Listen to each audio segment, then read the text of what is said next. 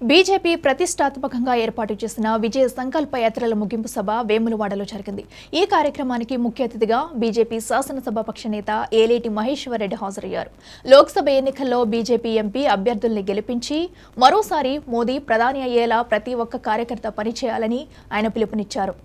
గత 9 ఏళ్లుగా తెలంగాణ రాష్ట్రం కుటుంబ పాలనలో నలిగిపోయిందని విమర్శించారు. కాళేశ్వరం అవినీతిపై సీఎం రేవంత్ కు చిత్తశుద్ధి లేదని మండిపడ్డారు.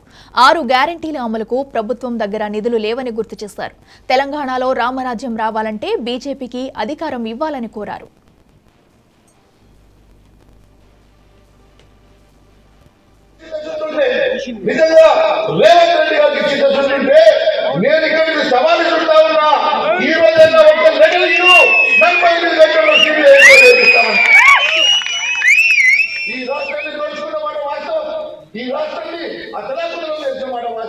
ఈ రాష్ట్రాన్ని అప్పుల పాలు చేసిన మాట వాస్తవం కదా. అన్ని తెలిసినటువంటి నువ్వు, అన్ని చెప్పినటువంటి నువ్వు, అన్ని ప్రగల్భాలు పలికినటువంటి నువ్వు ఈ రోజు ఒక లెటర్ పోతేందుకు ఎందుకు ఎన్నికలు వేస్తున్నావు? దాంట్లో నీకు ఏమైనా సంబంధాలు ఉన్నాయా? నీ బంధువులకు నీ మిత్రులకు ఏమైనా సంబంధాలు ఉన్నాయా? వాళ్ళ పేర్లు ఎక్కడ బయటపడితే నువ్వు భయపడుతున్నావా? నీకు సమాధానం చెప్పాలని చెప్పి రేవంత్ రెడ్డి గారు అడుగుతున్నావు.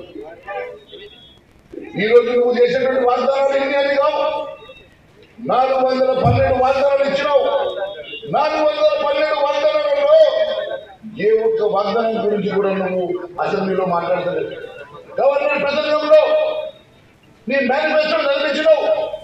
అదే అసెంబ్లీలో మాత్రం ఆ మేనిఫెస్టో చదివేయలేకపోతున్నావు. బడ్జెట్ సమావేశాల్లో ఇచ్చినటువంటి ప్రసంగంలో ఏ ఒక్క హామీ గురించి మాట్లాడలేదు. నువ్వు కేవలం 6 గ్యారంటీలు అంటున్నావు. అయ్యా 6 గ్యారంటీలు కూడా ఈ రోజు నువ్వు పూర్తి చేసేటువంటి పరిస్థితిలో లేవు.